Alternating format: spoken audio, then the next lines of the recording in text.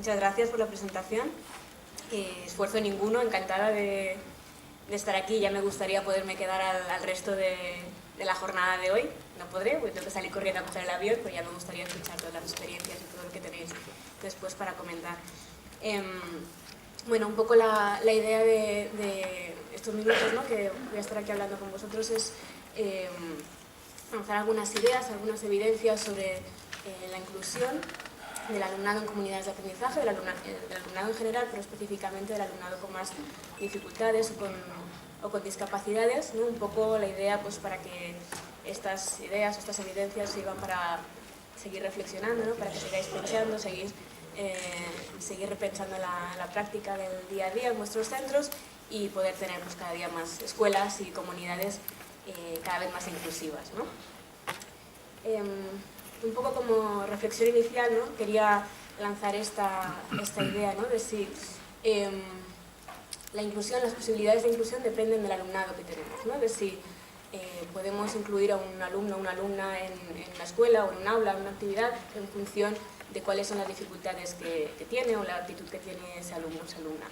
Lo digo porque hay investigaciones como esta, por ejemplo, que tenéis aquí en pantalla, ¿no?, que llega a la conclusión de que este es uno de los criterios principales que se tiene en cuenta a la hora de plantear la inclusión, ¿no? Es decir, si este niño lo podemos incluir o no lo podemos incluir, ¿no? Entonces, una idea que tenemos que tener muy clara de partida es que no es el alumnado el que tiene que estar preparado para la inclusión, no es el alumno el que tiene que estar preparado para estar en una determinada escuela o aula o participar de una determinada actividad, sino que son las escuelas, los centros educativos, los programas educativos, los que tienen que prepararse para la inclusión. Y ese es el trabajo que tenemos como profesionales de la educación, bueno, repensar, ¿no?, cómo organizamos nuestras escuelas, nuestras aulas, para hacer esa inclusión de todos, ¿no?, cada vez más posible.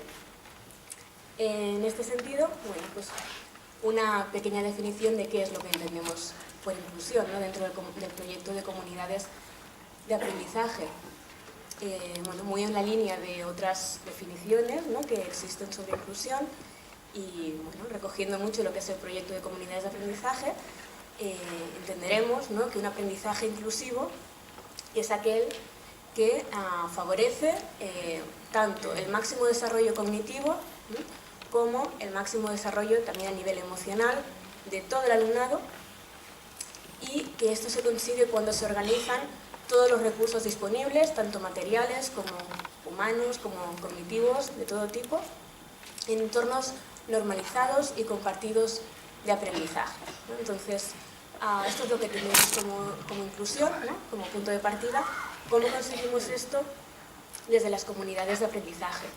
Bueno, pues si entramos en lo que son, ¿no?, los principios base, digamos, de comunidades, ya encontramos algunas claves, ¿no?, de cómo comunidades de aprendizaje contribuye a la inclusión, ¿no? Podemos decir que es una propuesta de escuela inclusiva. Comunidades de aprendizaje se caracteriza por ser un proyecto transformador, ¿no? Es decir, se centra en transformar las condiciones de aprendizaje, los contextos de aprendizaje, para favorecer el aprendizaje de todos y todas las alumnas. Es decir, no nos adaptamos a las dificultades, no nos adaptamos a niveles de aprendizaje previos, ¿no?, sino que transformamos las condiciones para poder mejorar el aprendizaje de todos. Por otro lado, es un proyecto de carácter comunitario, ¿no?, por eso lo llamamos comunidades de aprendizaje. Eso quiere decir que las escuelas se abren, pues, a toda la comunidad, que tienen en cuenta todos los posibles recursos dentro y fuera de la escuela para sumar más manos para trabajar, para sumar más cabezas que piensan, ¿no?, todos en la misma dirección, para poder generar mejores oportunidades de aprendizaje para todo el alumnado. Podemos decir también que comunidades de aprendizaje es un proyecto igualitario, ¿no? Eso quiere decir que ofrece las mismas oportunidades de aprendizaje para todos y todas, ¿no? Es decir, no separamos por dificultades de aprendizaje, no separamos por niveles de aprendizaje, todo el mundo tiene la oportunidad de aprender lo mismo, ¿no?, de participar en las mismas actividades de aprendizaje, y además generamos las condiciones para que dentro de esa situación igualitaria los resultados de aprendizaje sean los máximos posibles. Y por último podríamos decir, ¿no?, que es un proyecto inclusivo por las altas expectativas que se ponen en todo el alumnado, ¿no? Es decir, siempre todos los que formamos parte de comunidades de aprendizaje pensamos y tenemos muy claro que todo el alumnado puede aprender, siempre todo el alumnado puede aprender más, ¿no? Incluso aquellos que tienen más dificultades, no conocemos el límite, siempre se puede avanzar más, siempre se puede aprender más, y tampoco vamos a ser nosotros quienes vamos a poner el límite, ¿no? Al contrario, vamos a generar las condiciones para que esas altas expectativas se puedan cumplir, ¿no? Y que todo el alumnado pueda dar el máximo de sí mismo. Bueno, estas son ¿no? algunas ideas iniciales, ¿no? De cómo la definición del proyecto puede responder a la idea de una escuela inclusiva, y podemos profundizar un poco más, quizá, ¿no? Yo os propondría a través de dos ideas, ¿no? Cómo, por un lado, en comunidades de aprendizaje se maximizan las interacciones de aprendizaje y de ayuda, ¿no? Es decir, cómo se saca el máximo provecho a las situaciones de aprendizaje, digamos, y por otro lado, cómo se comparten actividades y contenidos de aprendizaje, y de esta manera se mantienen siempre altas expectativas en el aprendizaje de todo el alumnado, ¿no? Es decir, cómo se ofrecen oportunidades de aprendizaje de máximos para todos y todas.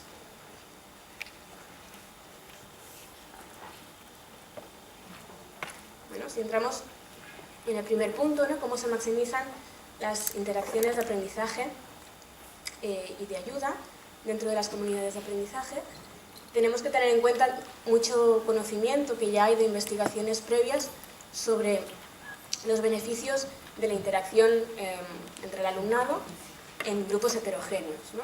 De hecho, esta es una idea que en general está bastante clara, ¿no? Tenemos claro que es importante, que es beneficiosa la interacción en grupos heterogéneos para la mayoría del alumnado, pero a veces aparecen dudas en relación al alumnado con más dificultades o con discapacidades, ¿no? ¿También se benefician estos alumnos de la interacción en grupos heterogéneos? Bueno, pues si nos remitimos a lo que dicen las investigaciones, ¿no? Muchas investigaciones, aquí hay algunas solamente citadas, pues vemos que cuando el alumnado con más dificultades, con necesidades especiales, trabaja en interacción en grupos heterogéneos, mejora el rendimiento, ¿no? Es decir, mejora el aprendizaje, mejora los resultados de aprendizaje, mejora el nivel de autoestima de estos alumnos, ¿no? Cómo se sienten ellos delante de esas situaciones de aprendizaje, mejora las relaciones entre los diferentes grupos de alumnos con y sin necesidades especiales, ¿no? Se reducen posibilidades de rechazo, de una relación negativa, ¿no? entre grupos de alumnos, y se facilita la interdependencia positiva, ¿no? Es decir, ese aprovecharse, ¿no? En sentido positivo unos de otros, ¿no? De sus diferentes habilidades, de sus diferentes capacidades dentro de esa interacción en grupos heterogéneos. Por otro lado, ¿no? la investigación también nos habla de los efectos en el alumnado que no tiene discapacidad, que no tiene necesidades especiales, ¿no? Así como parece más fácil que podemos entender que con el alumnado con discapacidades puede ser beneficioso trabajar en grupos heterogéneos, ¿qué pasa con aquellos que no tienen dificultades, ¿no? A veces también hay la reticencia por parte de algunos profesores o profesoras, de algunas familias, de que el alumnado que no tiene especiales dificultades se pueda ver perjudicado por el hecho de trabajar con alumnado que sí que tiene estas dificultades. Bueno, pues también tenemos que tener muy claro que la investigación nos dice que no hay evidencias, no existe ninguna evidencia que nos diga que alumnado, ¿no? Trabajando conjuntamente con y sin discapacidades, eso pueda beneficiar al alumnado que tiene un progreso en el aprendizaje pues, más avanzado, más acelerado, ¿vale? No hay ninguna evidencia de eso, ¿no? En todo caso, los resultados indican que o bien ese alumnado que no tiene especial dificultad, ¿no? Que avanza de manera adecuada, también se beneficia de estas interacciones, ¿no? O en todo caso el efecto sería nulo, ¿no? No había ni efecto positivo ni negativo, ¿no? Pero en cualquier caso, efectos negativos no se encuentran dentro de las investigaciones. Y esto es una idea que también es importante tener presente. Y por otro lado, la investigación nos habla de los beneficios de la participación de la familia y de la comunidad dentro de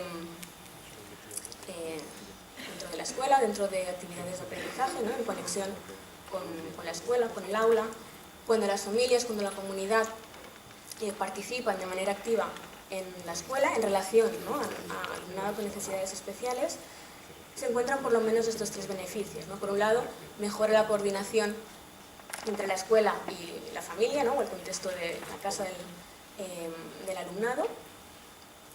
Se multiplican los recursos con que dispone el centro porque hay más personas, ¿no? Implicadas en la educación de ese alumno o esa alumna, y todo eso en conjunto pues al final favorece, ¿no? la mejora en el rendimiento escolar del alumnado. Por lo tanto tenemos, bueno, hablamos de potenciar interacciones, tenemos interacciones entre alumnado, interacciones también con la familia, con la comunidad.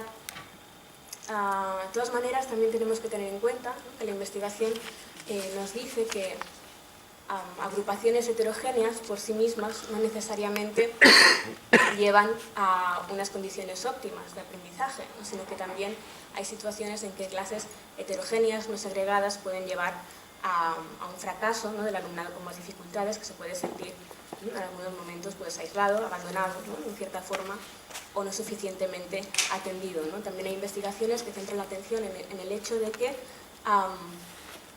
los grupos heterogéneos llevan a más éxito cuando hay una organización adecuada del aula y de los recursos, ¿no? Es decir, no solo agrupaciones heterogéneas, sino también una organización adecuada del aula y de los recursos. Eso quiere decir que todos los alumnos y todos los recursos de los que dispongamos estén siempre disponibles en el aula, ¿no? Siempre disponibles en los entornos compartidos de aprendizaje, ¿no? Y eso es lo que intentamos siempre desde comunidades de aprendizaje, ¿no? En cualquier situación en la que nos encontremos, en el día a día, en cualquier hora, en cualquier asignatura, en cualquier actividad, ¿no? Intentemos siempre potenciar este principio, todos los alumnos y todos los recursos que tengamos disponibles a nuestro alcance dentro del aula para potenciar el aprendizaje, ¿no? en estos entornos compartidos.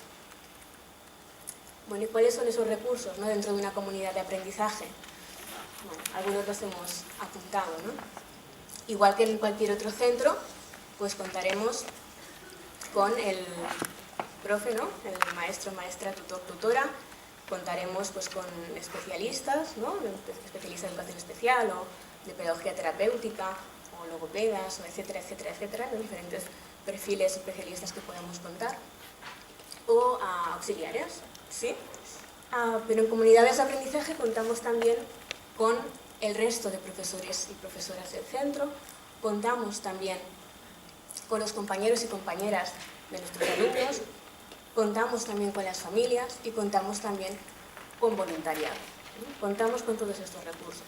Y en comunidades de aprendizaje podemos organizar de manera más efectiva estos recursos y darles un mayor rendimiento, podríamos decir, ¿no? Cuando, pues por ejemplo, incorporamos en el aula los profesores, ¿no? maestros y maestras que tenemos disponibles en cada momento, ¿no? para darles apoyo. Cuando los compañeros y compañeras de nuestros alumnos con más dificultades no solo están en el mismo aula con él, con ella, sino que además interactúan en actividades de aprendizaje. Y cuando las familias, ¿no? y el voluntariado participan, ¿no? de manera activa en actividades de aprendizaje o en la evaluación, el seguimiento del alumnado y de su progreso, ¿no? Todo eso es una manera de rentabilizar, ¿no? podríamos decir, de sacar más provecho a esos recursos con los que contamos.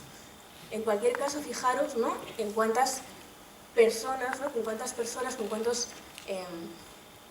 agentes contamos para dar apoyo a estos alumnos y alumnas. Es decir, en comunidades de aprendizaje no hay el apoyo, digamos, a este alumnado no recae sobre unos pocos profesionales, ¿no? unas pocas personas, el tutor, tutora, el profe de educación especial, ¿no? sino que recae, ¿no? sobre un conjunto de personas, ¿no? sobre una red de personas, ¿no? Es lo que podríamos llamar una red de apoyo distribuido que pueden trabajar conjuntamente, de manera coordinada, de manera que es mucho más fácil, ¿no? dar más apoyo, mejor, llegar mejor a más alumnos, ¿no? para que puedan avanzar mucho más, ¿no? Esto es una característica muy potente de las comunidades de aprendizaje que tenemos que saber aprovechar muy bien. Una de las maneras en que esto se pone más de manifiesto, ¿no?, donde lo podemos ver más claro, es en las actuaciones educativas de éxito, pero no solo. Es decir, hay momentos que los centros estamos trabajando pues, con grupos interactivos o con tertulias, o con biblioteca tutorizada, por ejemplo, y aquí incorporamos, ¿no?, de alguna manera algunos de estos recursos, pero otras veces pues quizá no estamos trabajando, no todas las horas del día, ¿no?, estamos trabajando con actuaciones educativas de éxito. De todas maneras, en estos momentos también contamos con esta red de apoyo. Tenemos que tener esto presente. ¿Sí? Esta red de apoyo es una red de apoyo de la escuela, de la comunidad. Por tanto, podemos tenerla presente siempre para ayudar a todos nuestros alumnos, especialmente a aquellos que los necesiten más. ¿Sí?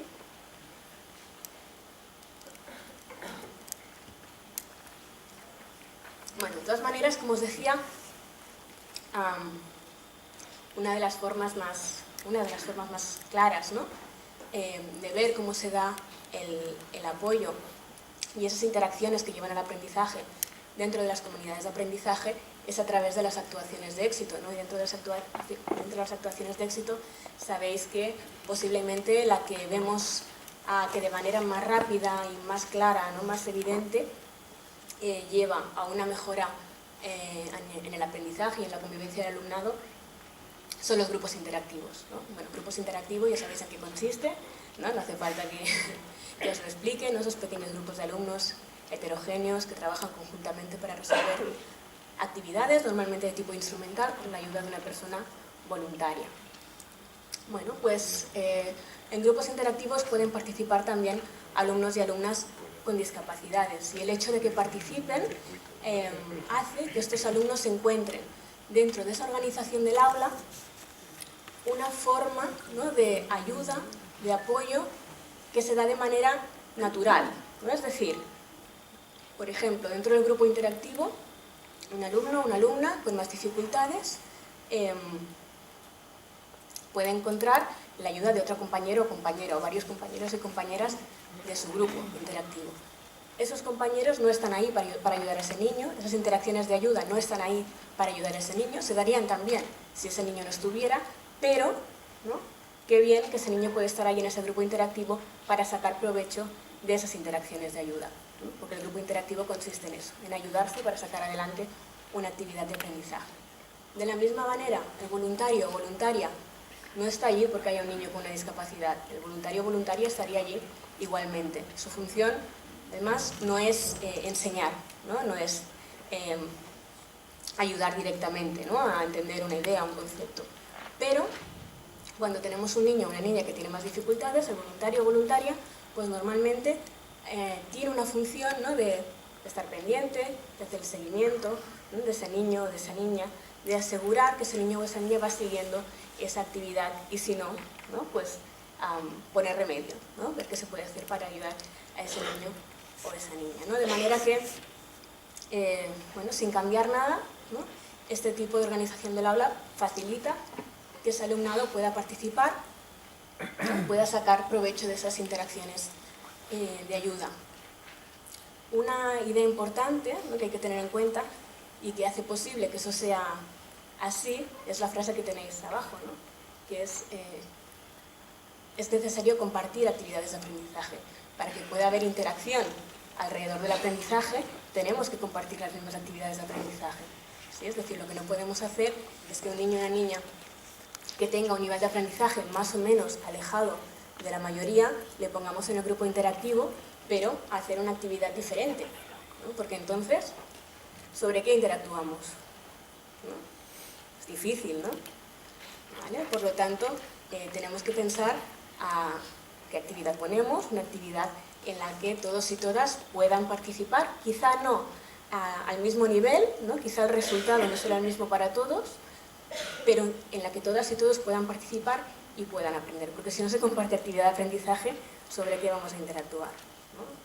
Es muy difícil. Cuando tenemos este tipo de situaciones interactivas de aprendizaje, ¿no?, donde se comparte bueno, este tipo de ayuda, se crea la situación para compartir pues, conocimientos, ¿no? Por un lado, como dice esta voluntaria, ¿no? Si un niño o una niña necesita algo en ese momento, los 5 de la mesa, los 4 de la mesa, se lo pueden dar, le pueden explicar, etc. Pero también se generan situaciones en las que se pueden compartir capacidades, ¿no? Se genera una situación de capacidades compartidas, ¿no? Y esto es importante para todos, pero especialmente en el caso de aquellos niños en que tengan alguna falta de alguna capacidad, ¿no? De alguna habilidad.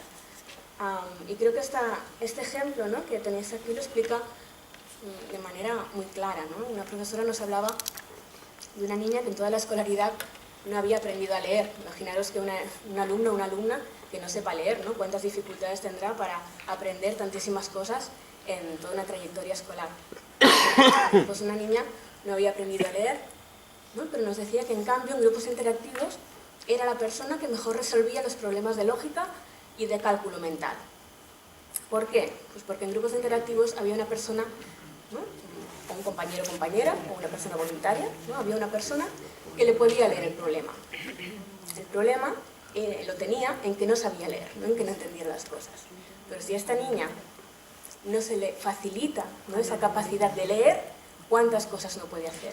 Si se le facilita esa capacidad de leer, entonces se destapa toda una serie de capacidades que esa niña, ¿no? En este caso, tenía, y otra serie de posibilidades de aprendizaje, ¿no? Que se podían desarrollar a partir de este momento, ¿no? De manera que en situaciones como la de grupos interactivos, resulta que las capacidades individuales no son tan importantes, o por lo menos no tan determinantes, ¿no? Porque tenemos esa posibilidad de compartir capacidades, ¿no? Y al final lo más determinante para el aprendizaje de todos y cada uno de los miembros no son las capacidades individuales, sino la suma, ¿no? De las capacidades, o la combinación de las capacidades de todos los diferentes miembros. Hablamos de compartir capacidades y también podemos hablar de desarrollar capacidades, ¿no? Por ejemplo, os pongo el ejemplo de esta investigación que habla de los beneficios de la interacción entre iguales y cómo, ¿no? En este caso, el desarrollo del lenguaje se aumentaba, ¿no? Se potenciaba entre el alumnado de educación especial gracias a poder trabajar e interactuar con otros compañeros y compañeras que no tenían, ¿no? Estas necesidades especiales, ¿no? En este caso, que eran en infantil, ¿no? Ya desde educación infantil podemos ver estos efectos. El nivel, ¿no? De competencia lingüística de los compañeros y compañeras de estos niños a principio de curso predecía el nivel de competencia lingüística que los niños con discapacidad tendrían a final de curso. De alguna manera, estos niños con discapacidad se contagiaban, ¿no? Entre comillas, de la competencia lingüística de sus compañeros y compañeras sin discapacidades, ¿no? Es decir, absorbían, ¿no? Esta capacidad lingüística de sus compañeros y compañeras y podían desarrollar mucho más su capacidad, ¿no? De lenguaje, en este caso. Y al revés no ocurría, ¿no? Es decir, los que no tenían ninguna dificultad no tenían ningún tipo de perjuicio por el hecho de interactuar con estos niños y niñas con más dificultades. Por otro lado, el hecho de poder interactuar con iguales, ¿no? También hay investigaciones que nos dicen que facilita el acceso al currículum general y a tener más interacciones sociales con los iguales. El acceso al currículum general se refiere a que los niños y niñas de educación especial puedan participar de contenidos, actividades de aprendizaje más cercanos, o lo más cercanos posible a los de sus compañeros y compañeras de su misma edad, ¿no? Cuando trabajan de manera interactiva con pares, es más fácil que puedan trabajar a un nivel más parecido al de sus compañeros y compañeras, ¿no? Y además, lo que veían es que cuantas más interacciones con más niños tenían, más se producía este efecto. Es decir, más cercanos estaban al currículum general y más interacciones sociales se producían, ¿no? Veían que esto se daba más si interaccionaban con dos compañeros que se interaccionaban con uno, ¿vale? Cuantas más interacciones, más cercanos al currículum general y más interacciones sociales.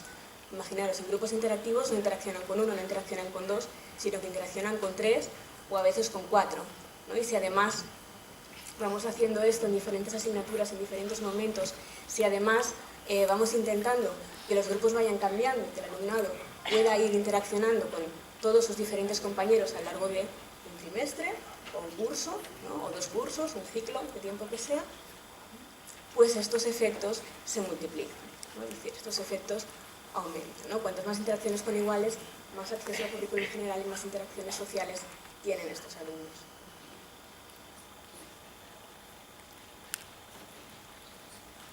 Bueno, estas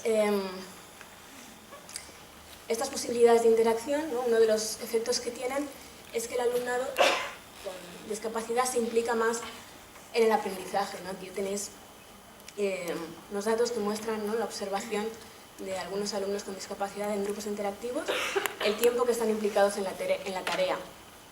Y los datos nos muestran que estos alumnos están entre casi el 80%, ¿no?, entre el 79% y el 100% del tiempo que están en el grupo interactivo implicados en la tarea, ¿no? Eso quiere decir, implicados quiere decir o haciendo directamente la tarea, ¿no?, la actividad que sea, o bien estando atento a qué tipo de interacciones se están dando dentro del grupo. Es decir, a lo mejor yo no estoy haciendo la actividad porque me he perdido o porque no sé cómo hacerla, pero pregunto a mi compañero o escucho cómo mis compañeros hablan entre ellos o cómo le preguntan a voluntario o voluntaria, o miro simplemente qué es lo que está haciendo mi compañero, ¿no?, para intentar coger la pista de qué es lo que tengo que hacer, ¿no? Todo eso entraría dentro de ese tiempo de implicación en el aprendizaje, que ya os digo, es muy alto, entre el 80 y 100% del tiempo, mucho más alto de lo que los profesores y profesoras de estos alumnos pues dicen que son capaces de estar en otro tipo de organización del aula que no sean grupos interactivos.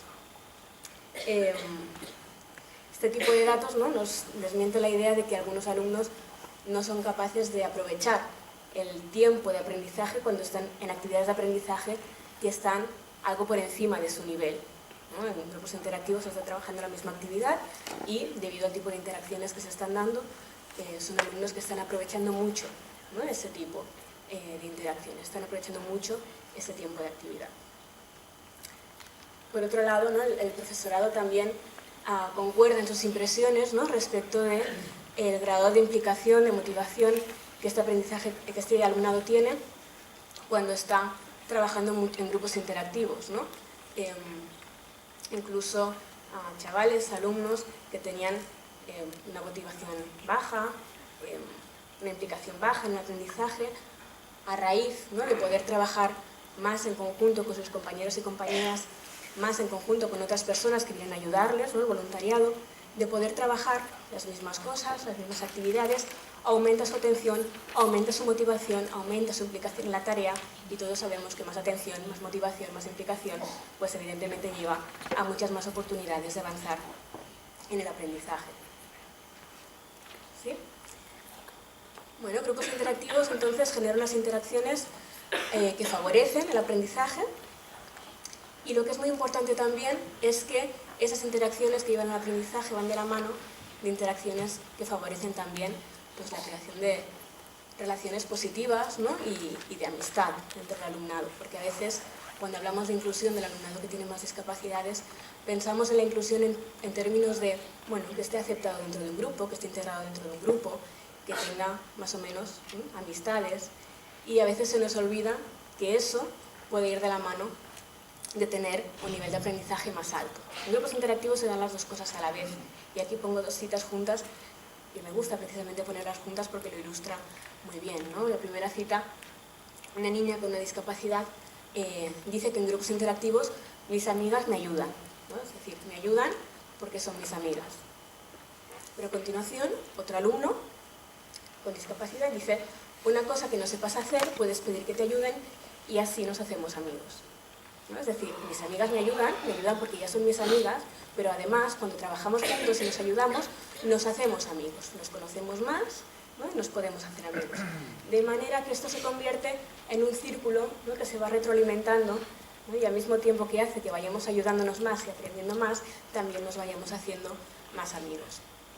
Y lo que es también muy potente de este tipo de interacciones que se dan en grupos interactivos es que traspasan la situación de grupos interactivos, ¿no? Es decir, lo que se consigue es generar una manera nueva de socializarse, ¿no? Que los niños se socialicen en unas relaciones más solidarias, ¿no? Más igualitarias, que la ayuda entre iguales sea una cosa normal, habitual. Cuando están trabajando en grupos interactivos trabajarán así, se ayudarán, pero ese tipo de relación después se extrapola a otro tipo de situaciones. Es decir, si trabajan en grupos interactivos en matemáticas y solo en matemáticas, otro día que estén trabajando lengua de otra manera, probablemente también se ayudarán, probablemente también buscarán esas relaciones de ayuda, porque han aprendido ese tipo de relaciones que saben que les van bien, les funcionan. Probablemente cuando estén haciendo educación física, que es una situación muy diferente, también buscarán esas relaciones de ayuda. Si hay algún problema en el patio, también se dará este